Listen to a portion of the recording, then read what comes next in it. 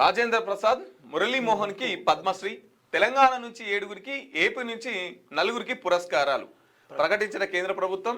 నోరి దత్తాత్రేయుడికి పద్మభూషణ్, మామిడాల జగదీష్ కుమార్ కి ఢిల్లీ కేటగిరీలో పద్మశ్రీ.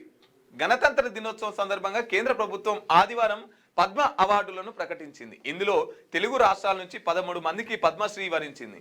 ఈ జాబితాలో 7గురు తెలంగాణకు చెందిన వారు ఉండటం విశేషం. వీరిలో డాక్టర్ కుమారస్వామి తంగరాజ్, రామ్రెడ్డి మామిడి, దీపికారెడ్డి, గూడూరు వెంకట్రావు, కృష్ణమూర్తి, బాలసుబ్రహ్మణ్యన్, పాలకొండ విజయానంద్ రెడ్డి,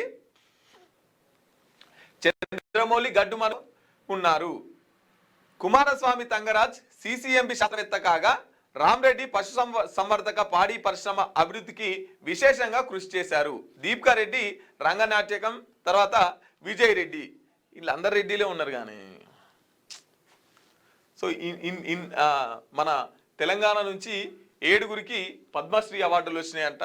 అందులో భాగంగా వీరికి ఇచ్చిర్రు. కమ్యూనిస్ట్ దిగ్గజానికి విభూషణ్, విఎస్ అత్యుచానందును వరించిన పురస్కారం. ధర్మేంద్ర సహా మొత్తం 5గురికి పద్మ విభూషణ్, 9 మందికి పద్మభూషణ్. రోహిత్ శర్మ, ఆర్ మాధవ్ సహా 115 మందికి పద్మశ్రీలు. గణతంత్ర దినోత్సవం 77 సందర్భంగా చాలా మందికి పద్మశ్రీ అవార్డులను ప్రకటించింది కేంద్ర ప్రభుత్వం. దాంట్లో తెలంగాణ నుంచి 7గురు ఉన్నారు. అట్లా